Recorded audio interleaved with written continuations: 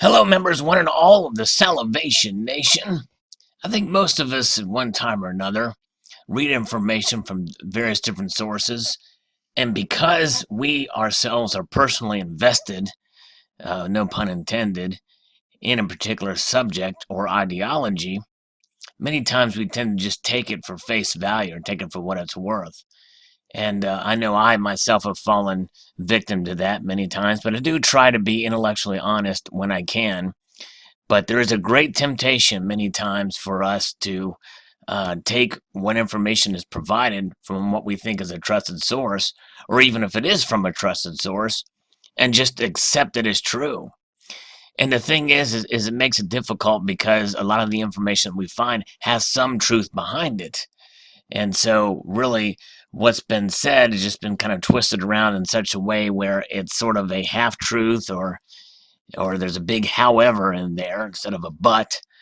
But nonetheless, there are cases where it's just a flat out lie. And I think this is where we see it in this particular visualization here. Is it the case, and it was sent to me by someone who I certainly appreciate them sending this to me, but it reminds me of the Chris Duane graphic that he puts up on almost every video that shows the inverted pyramid and silver is at the bottom.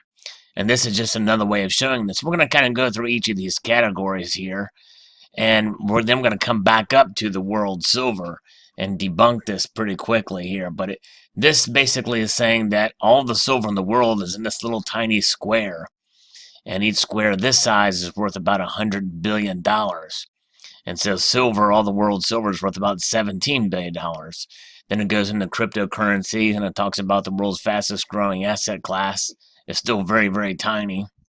And this, actually, I kind of agree. But I'm not going to even take this for face value, because if they can get the one thing wrong, they can get the rest of this wrong too. World's biggest companies, Apple being the world's largest public company by market capitalization, worth $807 billion. And then you see the other companies here, and still pretty small pieces of the overall pie, as you'll see as we go down here. The world's richest people are worth about $1.9 trillion between them. And Gates, Zuckerberg, Buffett, Bezos, and others. Musk, I think part of Musk money, that's part of mainly public money. He gets a lot of public funding for his stuff. California's GDP, there you go. And then the Fed's balance sheet. Well, look at the Fed's balance sheet has added $3.5 trillion during quantitative easing. And it's jumped to $4.5 trillion, assuming this is true. And then you take a look at the currency of the coins and banknotes around the world. All the coins and banknotes is roughly $7.6 trillion around the entire world. Quite interesting here. China, USA, Japan, Eurozone, just slightly over the USA as far as the number of actual physical paper and coins. And then you look at gold. Wow, that's something here. The world's gold. Now this I do believe. You checked out the... now this is quite interesting and quite important to point out here. The world's gold. The world's above ground total gold reserves are an estimated 187,200 tons by the World Gold Council. I think I have seen that number there on their site. Using a $1,275 an ounce price, the world's gold is worth about $7.7 trillion. Now, of course, the World Gold Council is a respected organization that most people can use as a source. And but nonetheless, there's no real hard fact number for any of these things, because unless you can audit every single person's house everywhere in every country, you're not going to really know. But it's a good guess for sure. So this makes sense. So I actually believe this, because look at how they're sourcing this. And they say estimated there, so that's good. Now the stock markets. The stock markets, market capitalization of all the world stock markets is equal to $73 trillion. And here you can see the disbursement throughout the world. The USA is obviously the top dog here, with the Dow and the Wilshire 5,000 and the like. And then you've got the global money supply here, the narrow money, which is a total of value of world's easily accessible money, is $36.8 trillion. This includes the world's coins, banknotes, and checking deposits. So it's kind of a copy of everything above, as well as all the digital, all the money that's accountable for printed by governments, and that includes digital money, or because a lot of times when there's quantitative easing by these governments and central banks, they're literally just digitizing dollars or wands or yens or what have you. Then the broad money is the total value of the world's money is $90.4 trillion. This includes coins, banknotes, money, market accounts, as well as savings, checking, and time deposits. So, and this shows the scale of how much of it's physical and how much is non-physical. In other words, digital money. And this reminds me kind of what is already happening with fiat currencies. Has been going on for quite a long time before cryptocurrencies. They just haven't used that blockchain technology yet. Then we have the global debt. And look at that. That's a much larger number. This is the total amount of debt included that's accumulated by governments, corporations, households. Together, it adds up to $215 trillion, which is 325% of global GDP.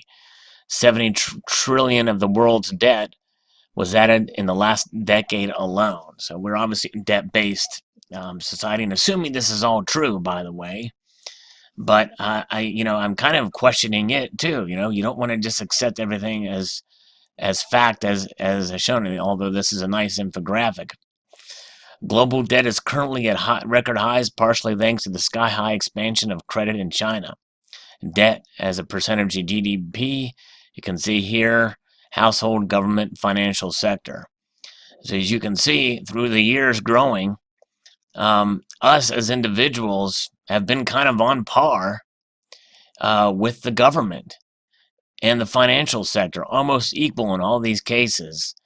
And it's quite interesting when they each kind of feed each other, it seems. And again, assuming that this is right. Global real estate, commercial real estate, and agricultural real estate, 217 trillion.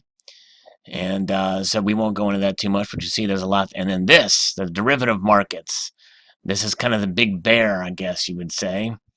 The low estimate of the size and scope of global derivative markets is $544 trillion on a national contract basis, which is a contract between two or more parties that derives its value from the performance of an underlying asset, index, or entity.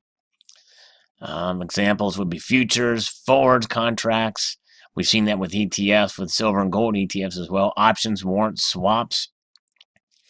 Banks typically use high amounts of leveraging to attain these positions. Some derivatives, such as commodity futures, are traded on regulated exchanges such as Chicago Mercantile Exchange, CME. However, the majority of derivatives are traded outside the exchanges between private companies and are called over-the-counter trades. And you can see that this is quite a large portion of the pie here. Collaborated debt obligations, credit default swaps are two derivative types that are now infamous for their roles in the 2008 financial crisis. And so I do believe this is obviously a problem. And the high-end estimate for the value of all derivative contracts are as high as 1.2 quadrillion. The truth is that no one really knows the exact size of the market, and that's the problem. They can just spout all these little squares out of here and make for nice crap, but no one really knows. So their views on the derivatives, many financial professionals consider derivatives to be zero-sum trades. In other words, there is a winner and a loser on each side of the bet. However, other experts warn the massive size of the derivative markets could contain significant risk and consequences on global markets. So yeah, it's quite interesting indeed. And we have some quotes from different people here, and talks about the notional value is the only way to measure derivatives. There is also a gross market value of derivatives, which stands at 20.7 trillion as a low-end estimate. So no one really knows, and they tell us to keep scrolling. And they say that's a lot, and this is a Bitcoin. Here's a Bitcoin. Call someone who cares, is the statement for that, because what they're trying to send in this message is a lot of of debt and derivatives and hard assets are obviously less, and the king of them is silver, which pulls us right back up to the top. Now, you saw here earlier in the video where I talked about the world's gold here, okay? The world's total above ground gold reserves are estimated 187,200 tons by the World Gold Council. Well, all right, so we know that. We can check that with the World Gold Council. I'm not going to actually do that because I have actually seen that number before we did that. But the Silver Institute, which is the check, you notice it didn't quote the Silver Institute. They just said the value of above ground silver stocks estimated by some at 1 billion ounces is estimated by some. They could have very easily gone to the interweb and checked out, well, the Silver Institute and checked out what they had to say about it. Well, the Silver Institute says in 2016 alone, total worldwide demand for silver totaled 1,027.8 million ounces. That's a billion just in the demand. And the thing is, that's only in demand. There's much more supply than demand out there. There's a lot of silver that's there. And no one knows exactly how much of any of these metals are out there above ground stocks are going, but here's the output by country and world total just in mined stocks, mined silver is here in the output of million of ounces. So just in 2016, there was 885.8 million ounces of mined silver. Now, to take that into account with what we talked about earlier here in this previous page about the total worldwide demand for silver, yes, that number is obviously larger than what is mined. But silver just doesn't come from mines. Silver comes from scrap.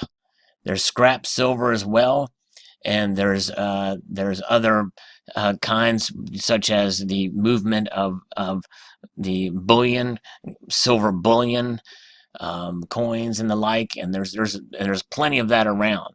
There's no silver shortage. There's a heck of a lot of silver out there, and that's really the bottom line here. There's a lot more silver than there's gold. So this is an outright lie here, and it's a shame that it's being perpetuated on Chris Duane's Truth Never Told channel as well, on how this is the tip of the pyramid, so to speak. And here's the ironic thing about it is, the truth should always be told. It should never be told. It should always be told. And in my view, you don't need to muck and work and manipulate the numbers to realize that silver and gold are money and they're valuable. And so you take this entire infographic here and cut everything in half. And let's leave gold alone and let's double everything else, and maybe you'd have to do a whole lot more to silver. But if you brought it into reality, it's still would be a very convincing infographic if you were to half everything and double everything else, because it just goes to show you that you don't have to exaggerate the numbers. You just have to use common sense. There's only so much silver that will ever be mined. There's only so much silver that's out there per person that's out there, but there's still a lot of it by any stretch. The thing is, there's not as much demand by the regular people that are out there. You think about it, silver stopped being used as money here in the United States in 1964. That was the last year that silver was used as money in our country, but that's not that long ago. And there's a lot of that that's being sold, obviously, for $10, $12, $14 per dollar over to folks like you and me who accumulate it as a hedge against economic instability because we believe in it. But we believe in it because of the truth, not because of a distortion of the truth. And so that's, I guess, my rant for the day. So I hope you enjoyed this video and realize that I am certainly bullish on gold and silver. I think the metals are great. I love them. I collect them, and they will never go to zero. But they're probably not going to go to 10,000 and $200 an ounce either anytime soon. So what do you think? Post your thoughts about the silver supply and how much is out there. And I want to thank you all, extend a multitude of gratitude to you all for watching, and encourage you to please rate, comment, and subscribe.